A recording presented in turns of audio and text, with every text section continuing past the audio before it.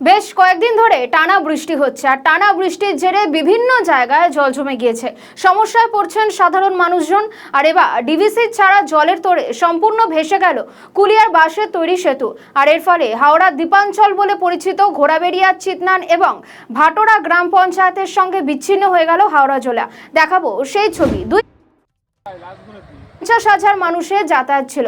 ইতিমধ্যেই এই দুই গ্রাম পঞ্চায়েত নিয়ে তৈরি দ্বীপ এলাকার কয়েকটি জায়গায় জল ঢুকেছে বলে জানা যাচ্ছে। প্রশাসনের তরফ থেকেও নজর রাখা হচ্ছে সমস্ত বিষয়। পাশাপাশি তারা সমস্যার মধ্যে পড়েছেন, স্থানীয় বাসিন্দারা সমস্যার মধ্যে পড়েছেন এবং তারা আর্জি জানাচ্ছেন যাতে প্রশাসন খুব তাড়াতাড়ি একটা ব্যবস্থা নেয়।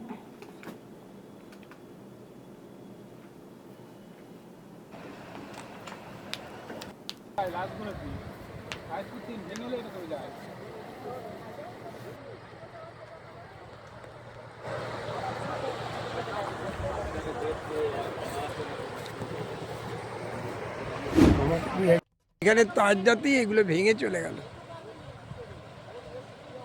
আবার এটা চড়মড় করছে।